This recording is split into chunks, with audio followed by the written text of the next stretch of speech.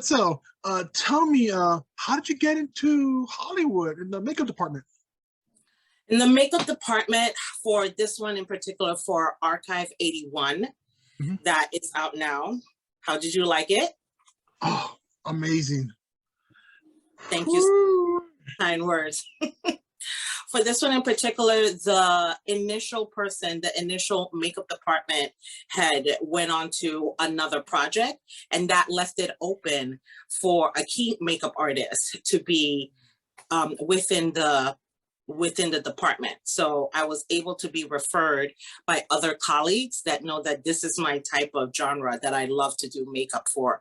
That suspenseful, that would have special effects makeup, that would have period makeup for a specific decade. So I was able to go ahead and be referred, and I got the job to be key makeup artist. And then I moved up to be makeup department head for the last couple of episodes.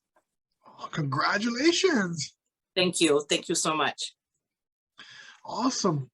And when you mentioned the special effects and the period time, was either Mhm. one difficult to do, or which one was more difficult in your eyes?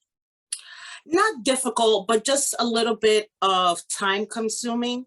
And you always want to go ahead and get the actors on set on time. Personally, I never want for the first team PA to be knocking on the trailer door, and for the executive producers and for the directors asking, where's the actor, where's the actor? But the one that was a little bit more time consuming and a little bit more the fact of, oh my goodness, let's get this right, was the makeup that I did on Julia Chan with the assistant that I had that day, Chris Clark. He went ahead and helped me out with the old age makeup that we did for Annabelle. So that one, of course, we had a makeup test prior to it, so it could be approved by Rebecca Thomas and by the cinematographer for that episode. So we had it down packed as to how and when and the timing of, we have to get her done by this amount of time allotted. So definitely more the fact of the special effects makeup with the latex of old age for Annabelle's Wow. character. That's very intriguing. I didn't know there was so much steps into creating an old age for that character.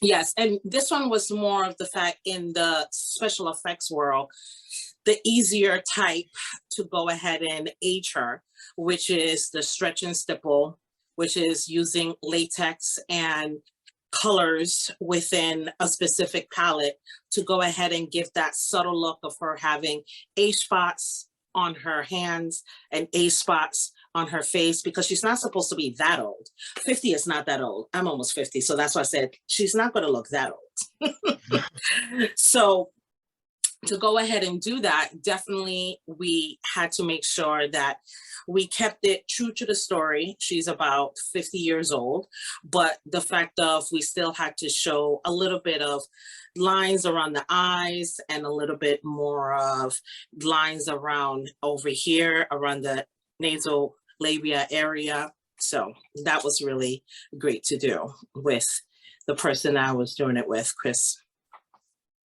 So the creating that character from there, just every little aspect, that's really incredible. That's fantastic, and you can't tell the difference when you're watching. You're like, it just moves right through, and you know. Thank you so much. Definitely designing that look and then getting it approved, because it's not going to go on camera without the approval of the director and the cinematographer. And when they get the approval, do they have a look in mind? Do they give you a paper, or do you already have a vision of the creativity you want to use on the actor actress?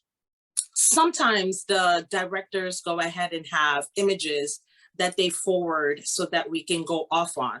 But sometimes no, sometimes you have to play detective and ask questions to the director or to the cinematographer as to what exactly are you looking for? Give me a frame of reference.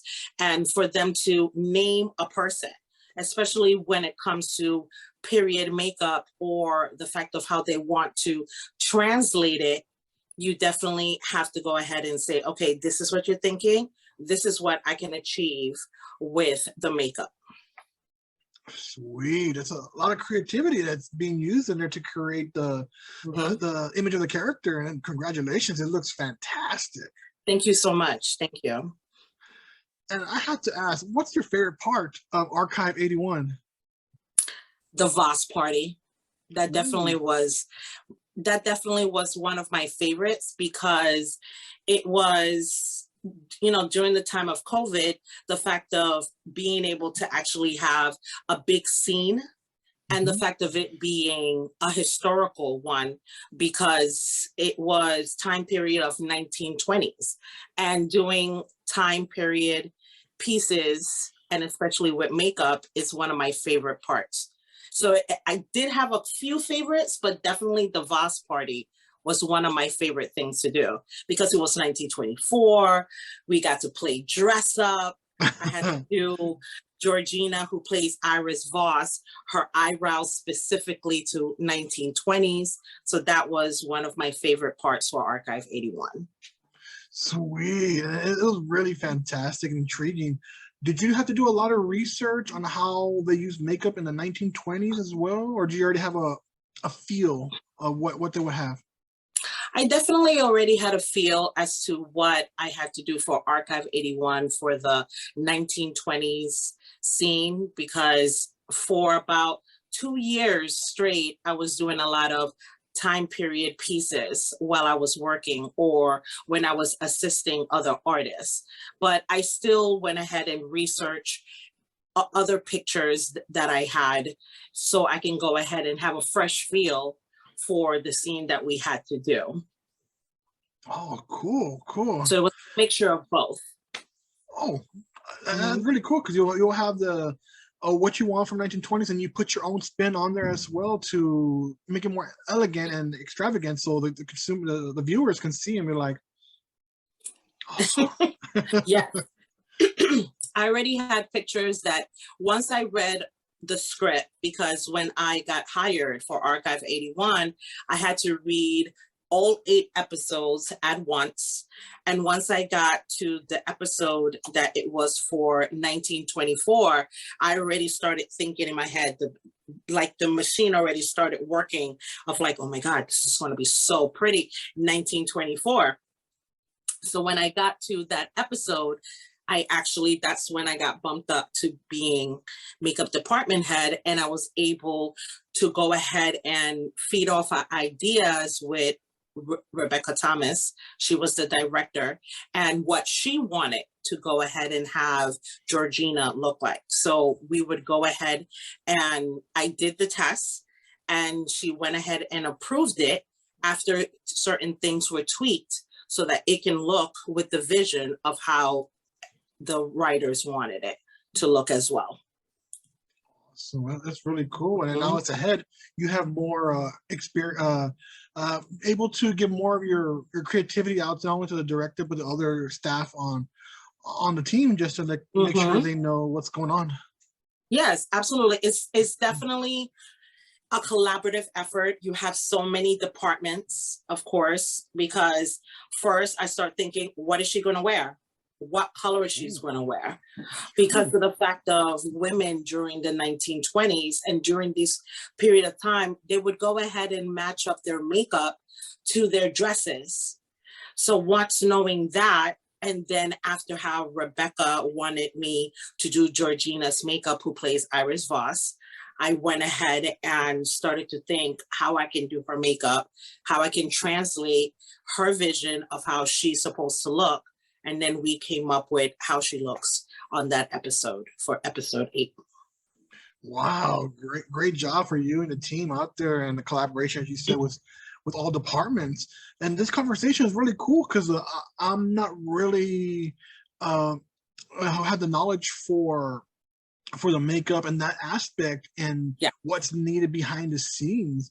I know there's going to be some inspiring makeup artists watching this video. Is there any advice that you want to give them, like so they can know when they're trying out for a TV show or even a movie, what to expect or even what they should try to do? Well, when I started out, because I started out with makeup working from the makeup counter, and Mhm. then to go ahead and go into the entertainment industry is a big leap. So definitely having patience. I try to think over and over to myself that same thing, to have patience to see when is that big break going to happen. Sometimes you have to take the jobs of the indie films or the indie shoots so that you can go ahead and get practice for the looks that you need to do. It's not going to happen overnight. It's not going to be, unfortunately, like I'm kind of dating myself, but saying the TikTok kids to go ahead and have fame right away.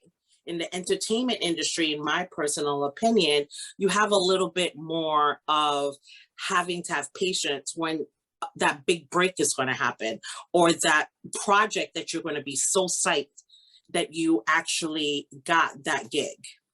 So definitely patience.